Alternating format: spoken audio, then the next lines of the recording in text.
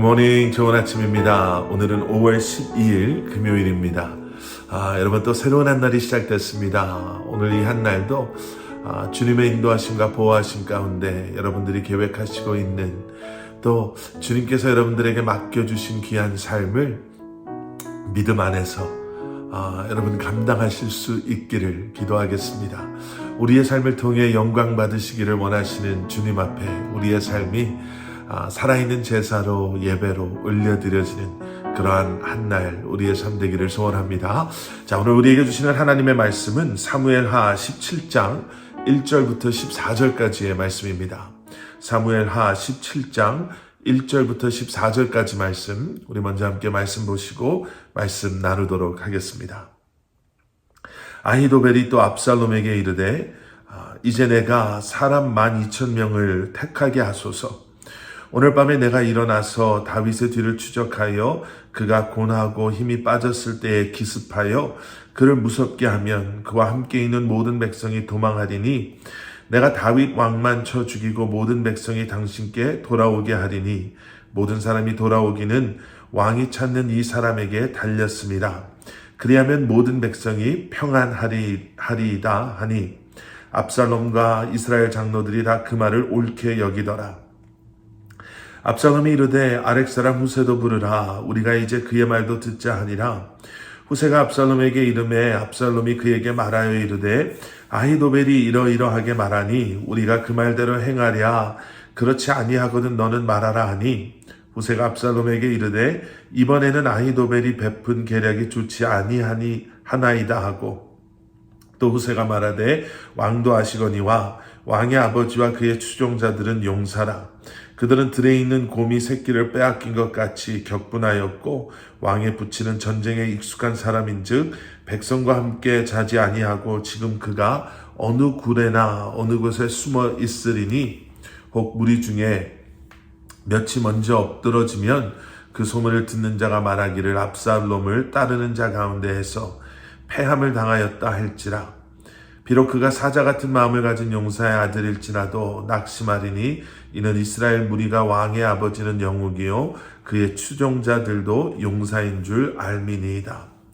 나는 이렇게 계략을 세웠나이다. 온 이스라엘을 단부터 부엘세바까지 바닷가에 많은 모래같이 당신께로 모으고 친히 전장에 나가시고 우리가 그 만날 만한 곳에서 그를 기습하기를 이슬이 땅에 내림같이 우리가 그의 위에 덮여 그와 그 함께 있는 모든 사람을 하나도 남겨두지 아니할 것이요 또 만일 그가 어느 성에 들었으면 온 이스라엘이 밧줄을 가져다가 그 성을 강으로 끌어들여서 그곳에 작은 돌 하나도 보이지 아니하게 할 것이니이다 하매 압살롬과 온 이스라엘 사람들이 이르되 아렉 사람 후세의 계략은 아히도벨의 계략보다 낫다 하니 이는 여호와께서 압살롬에게 화를 내리려 하사 아히도벨의 좋은 계략을 물리치라고 명령하셨음이더라. 아멘. 아멘. 자, 어제 잠깐 말씀드린 것처럼 이제 이 후세라는 인물을 통해서 압살롬의 반란이 실패하게 되는 이제 가장 큰 이유가 오늘 이제 시작됩니다. 아비도벨이 먼저 압살롬을 찾아오지요. 그리고 굉장히 좋은 계획을 제시합니다. 나에게 사람 12,000명을 택해서 붙여주시면 내가 지금 당장 오늘 밤에 다윗의 뒤를 쫓아가겠습니다. 지금 그들이 피곤하고 힘들고 힘이 빠져 있는데 지금 우리가 그를 기습해서 내가 다윗을 죽여서 왕에게로 모든 사람들이 돌아올 수 있도록 내가 하겠습니다. 자, 이렇게 자신의 계획을 왕에게 말하는 것이죠. 오늘 보면 4절을 보시면 이 계획을 들은 압살롬과 이스라엘 장로들이 다 그 말을 옳게 여겼더라 이렇게 기록하고 있는 거예요. 그런데 압살롬이 후세도 불러라. 내가 후세한테도 한번 물어봐야 되겠다 라고 이렇게 이야기합니다. 여러분 이쯤에서 한번 생각해 보면요. 압살롬이 왜 후세를 이렇게까지 신뢰할까라는 질문이 좀 생각이 들지 않으십니까? 좀 의심해 볼 만한 여지가 있는데, 아무리 뭐 왕 만세하고 내가 이제 왕을 섬기겠습니다라고 이렇게 찾아왔다 하더라도 뭔가 좀 기다려보고 검증해보고 의심해볼 필요가 있는 그러한 인물인데, 압살롬은 교만함이라고 할까요? 후세를 이렇게까지 신뢰합니다. 그 후세에게 묻습니다. 지금 아히도벨이 나에게 이러한 계획을 가지고 나왔는데, 후세 당신의 생각은 어떻습니까? 그랬더니 후세가 이렇게 이야기해요.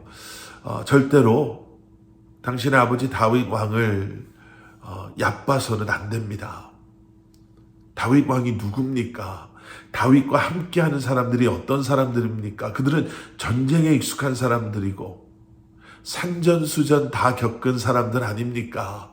용사들 아닙니까? 섣불리 그렇게 12,000명만 보냈다가 만약에 거기에서 지게 되면 그 뒷감당, 사람들이 오히려 그들의 마음이 이젠 다윗 왕에게로 넘어갈 텐데, 당신의 그 왕의 자리가 흔들릴 수도 있는데 어떻게 그렇게 쉽게 생각합니까?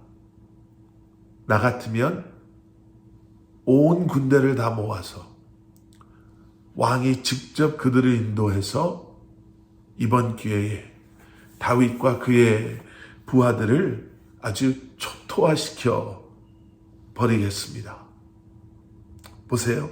그렇게 이야기했더니 14절 말씀, 압살롬과 온 이스라엘 사람들이 이르되 아렉 사람 후세의 계략은 아히도벨의 계략보다 낫다 하니.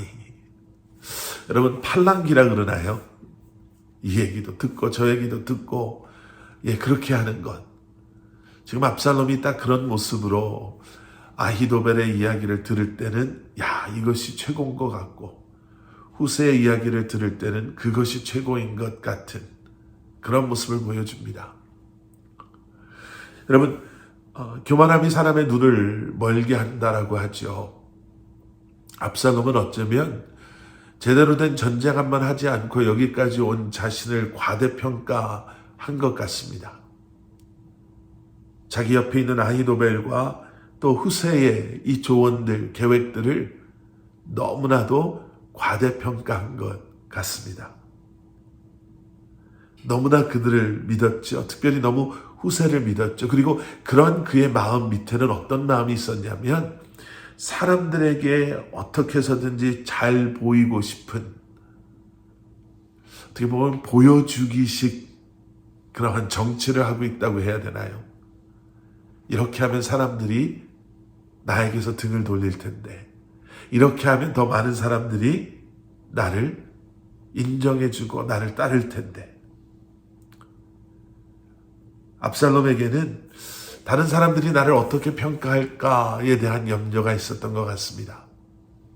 그런데 사실 우리에게 필요한 것은 다른 사람의 평가가 아니라 지금 나를 바라보시는 하나님께서 나를 어떻게 평가하시는가 아니겠습니까?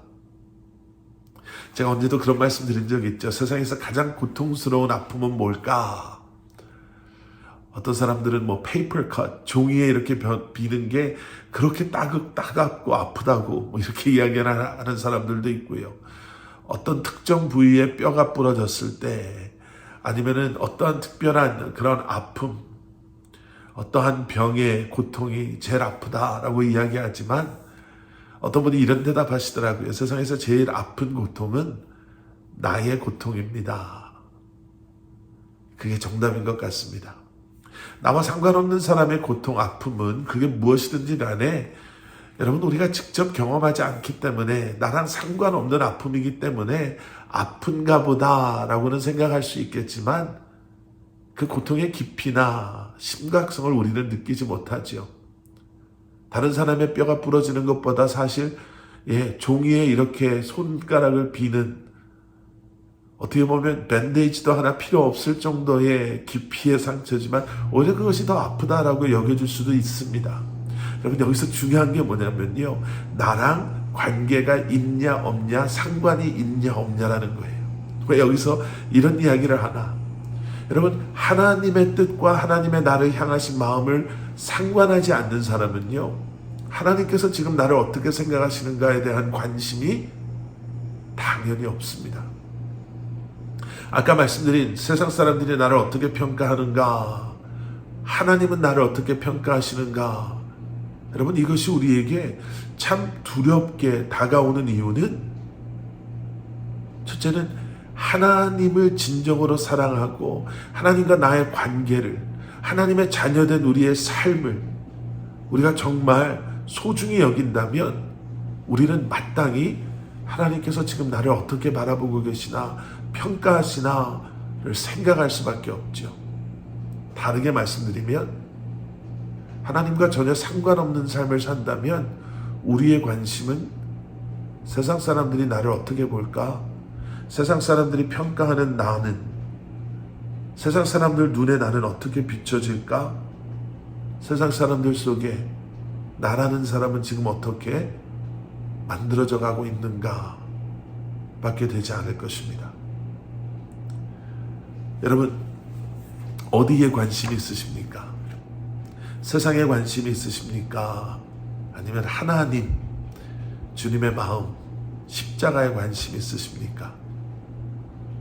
지금 우리가 누구를 위해, 무엇을 위해 살아가고 있는가를 생각해 보신다면 우리와 하나님과의 관계, 예수 그리스도의 십자가가 나에게 어떠한 의미인지를 다시금 볼 수 있을 것입니다.